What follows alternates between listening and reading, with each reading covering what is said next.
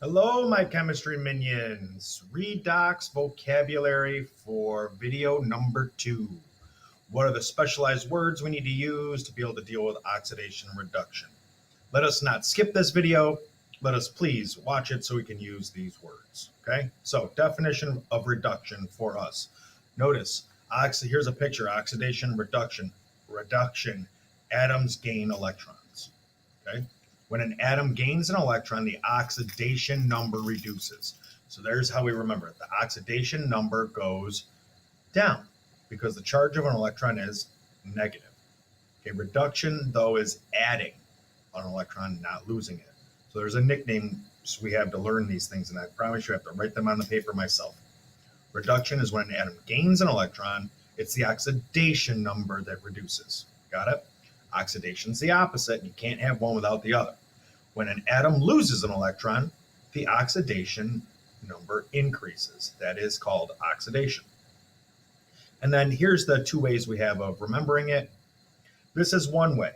Leo the lion says grr, and there's what it stands for. Loss of electrons is oxidation. Gain of electrons is reduction. So that's literally what it means. It's an acronym. Losing electrons is oxidation. Gaining electrons is reduction. There's one way to remember which one is which. I'm an oil rig guy. It just doesn't mention electrons in this. Oxidation is loss. Reduction is gain. Loss and gain of what? The electrons. That's what this is all about.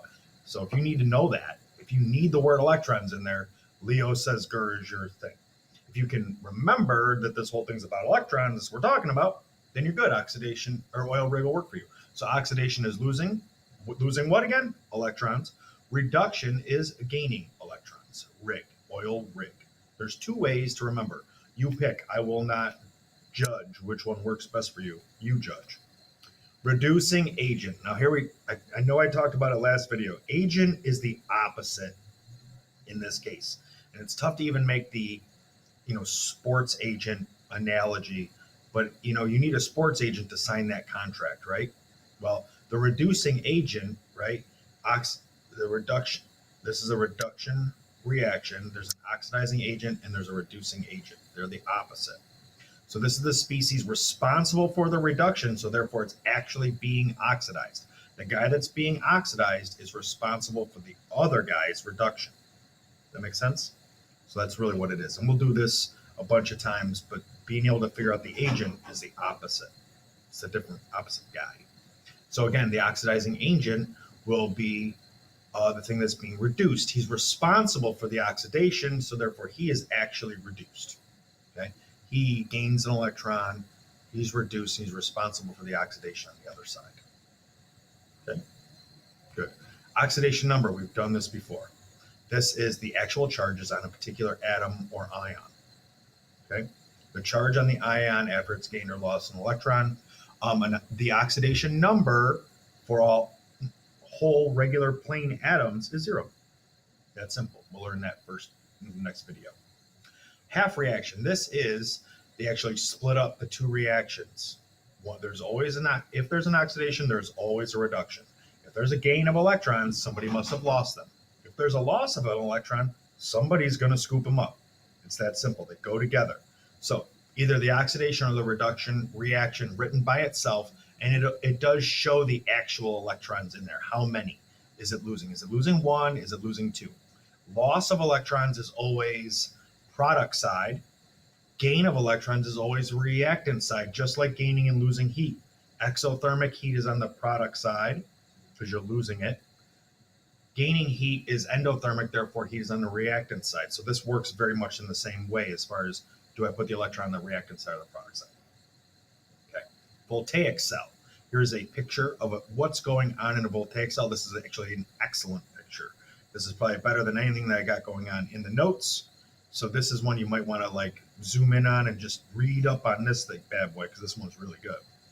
A system that spontaneously converts chemical energy into electrical energy. Spontaneous is the key word, chemical to electrical, key word.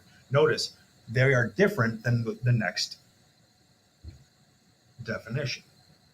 Electrochemical has a battery. Electrolytic. Both are electrochemical. They fall under that umbrella. Voltaic goes by itself. Electrolytic doesn't. It needs electricity. It needs that battery. So this is a system that non-spontaneously converts chemical energy from the battery into electrical energy. Electricity is required to make it go. Okay.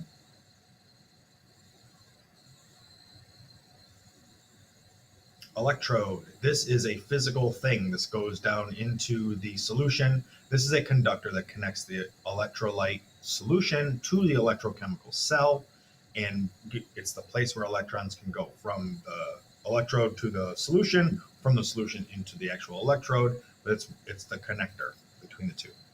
Anode is in cathode. These are specific, okay, and much like anion, cation. This is the electrode where the oxidation takes place. We have a word for that. And cathode is the electrode where reduction takes place. Okay? Notice there's difference. One's oxidation, one's reduction. Here's how we remember. And red cat, angry ox is what I say. Red cat, angry ox. So the angry ox, the anode is where the oxidation takes place. Okay?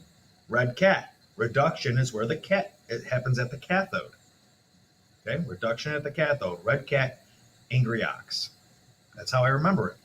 So that's part of your definitions, because who on earth knows what anox means and red cat means? But they're your way of figuring out which one's which. I hope you learn them and use them. Salt bridge is very important. This does one specific thing, and it's the piece that goes across, and you see all the dots moving around. It completes the cell and allows ions to flow from one to the other. Okay, so it enables ions to flow. That's the key thing, and they like to ask this every other year, or 3 out of 4 years. Very rarely do they skip salt bridge. But all you need to know is it lets the ions flow. You could say it completes the circuit also. Okay, spontaneous means happens by itself. Okay, that's what spontaneous means. So a reaction that proceeds by itself, no energy required. You put those two chemicals together and off it goes, like a rocket ship. Doesn't need any help. Okay. Non-spontaneous is the opposite. It is a reaction that requires energy to go. You put those two chemicals together and they sit there and stare at you. Mister, we ain't doing nothing. Then you zap them with some electricity and off they go to the races. Okay, but non-spontaneous, they don't go by themselves. Anion, cation. This is review. I think this is the third time we've seen these, but we need to make sure that we understand what's going on again with our electrons. This is an atom that has gained an electron, therefore it's a negative ion. There we go again. I gained a -1, therefore I'm more negative. See? And then a cation is the opposite. Cation has lost an electron, therefore he's positive. Remember, there's a T in cation that looks like the positive sign. If you like cats, that's a positive thing. There you go. That's how you remember. Okay? Guess what? We out. Study up your words. Check for the differences in the definitions so you can figure them out, pass your quiz, and be able to use these words throughout the unit. Be good. Now it's time to find the button. Oh, good thing it's in the same place.